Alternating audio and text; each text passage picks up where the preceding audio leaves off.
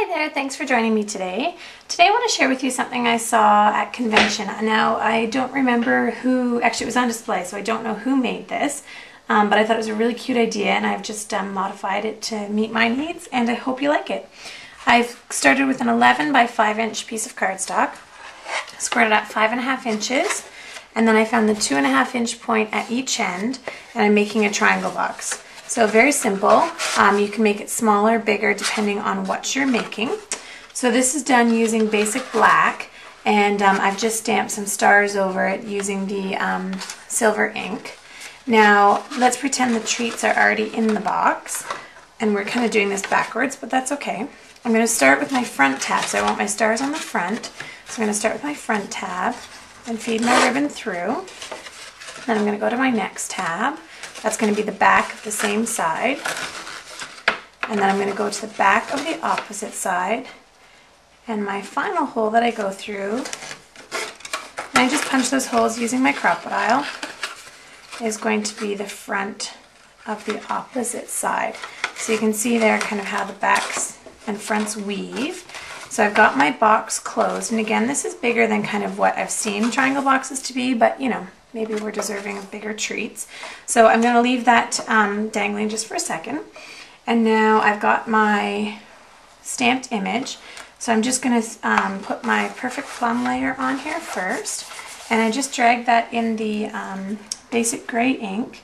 Now I've got my Old Olive. And then I have my witch here. And this is from the stamp set called Halloween Hoot in the current Stampin' Up! Catalog. And so I stamped this in StazOn on watercolor paper, and I just stamped the owl on her arm, and I have just watercolored her in. And now the last step, well, part of the last step is I actually want this box to look like a witch's hat.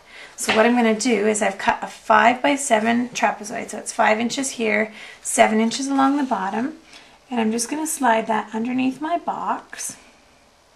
Now I know it's going to be slightly off, which I'm okay with. I'm going to line it up at the one end. So I have about the same amount showing on each side. Okay, and I'm going to take a pair of just my paper snips or scissors, and I'm just going to cut that angle off. Just cut that off. My excess, perfect. You can see I carried that star through, so I wanted it to look like the witch's hat. And then I'm going to take a piece of Old Olive ribbon and run that over the seam and fold it around back. And I know it won't be perfect because it is on an angle, but I am okay with that. Just trim that off. We'll fold this over here and we'll trim off our excess. And then the last step is I just made a little buckle for the hat. So you can see there from the front it's starting to look and come together like a witch's hat.